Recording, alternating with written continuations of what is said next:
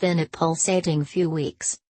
I've wandered around various carrier stores and Best Buy, learning about phones and failing to find a single salesperson to tell me that iPhone X is the best phone you can buy. Phone salespeople from all over America contacted me afterward. Some were sympathetic.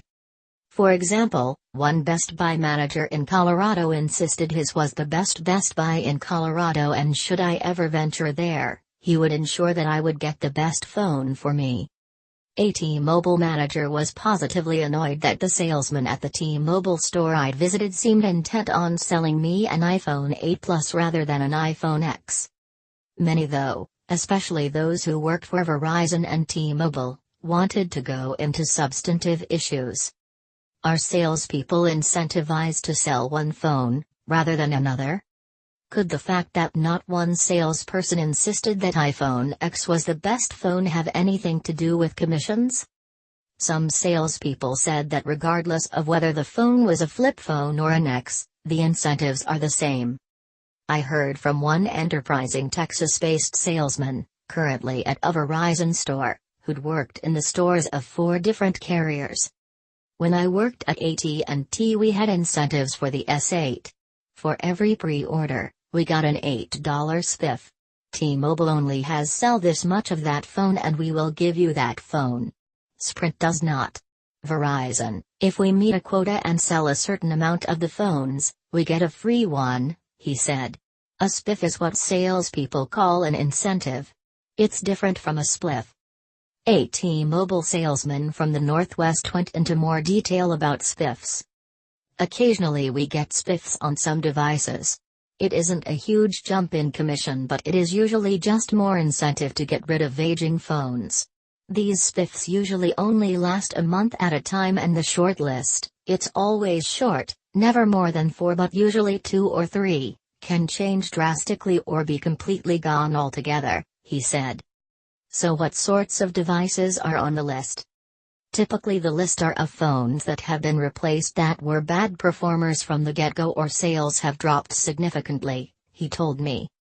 Other T-Mobile salespeople agreed that this was the case, but not all. However, the man from the Northwest insisted that one thing was always consistent: the iPhone in any iteration has never been one of those phones. Another T-Mobile employee offered a further nuance about spiffs: if we do get them, they are rarely from T-Mobile. There may be an incentive to win a free phone from LG or Samsung if you sell X amount of said device. So what's wrong with iPhone X? Why aren't salespeople pushing it? Some salespeople told me that there's still some backlog in delivery, so they don't bother pushing a phone that isn't immediately available. The T-Mobile salesman from the Northwest was more concrete about the phone itself, and the iPhone 8. We've seen a big interest in both phones. Tons of pre-orders for both. What I noticed was the iPhone 8 people that pre-ordered laughed at the price of the X and never gave it a second thought. For their own reasons they decided the X wasn't worth it, he said. He, though, had his own reasons for believing that the X isn't, as Apple insists, the future of the smartphone. We see the spec sheet and it really doesn't look that different. From my point of view, the major differences are the bezel-less screen, Face ID and the cameras, for Face ID and augmented reality. You take those away and for the most part the spec sheets look identical, he said. Oh, but people don't buy phones for the specs. They're emotional. They buy them for the prettiness and, well, the showing off factor, don't they? Still, the iPhone X isn't exciting argument was one I'd heard when I went into the T-Mobile store too. I was told emojis and better selfies were the 2 biggest reasons to buy the phone. If you're not moved by those, get an iPhone 8 Plus, I was told.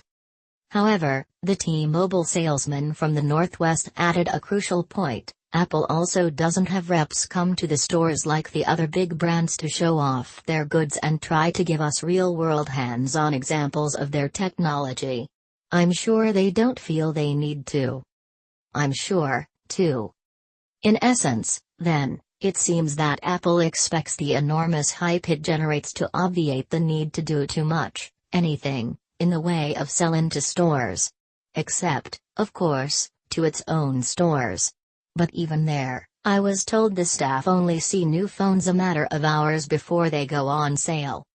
A Verizon salesman, who said he was regularly a top performer at Verizon, put it a different way: if you really want to know why you are led one way or the other, it's whatever I think is going to get you out of my store fastest, so I can move on to the next person. That's the only incentive we have to push certain models. The person-to-person interaction is, for some salespeople, pure sales. It could be a car. It happens to be a phone. We aren't here to spend half an hour helping you figure it out, the Verizon salesman added. Verizon and T-Mobile declined to comment. Apple didn't immediately respond to a request for comment.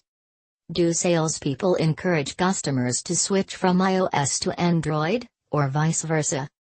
In my in-person visits, some salespeople have told me that it's extremely difficult to switch operating systems.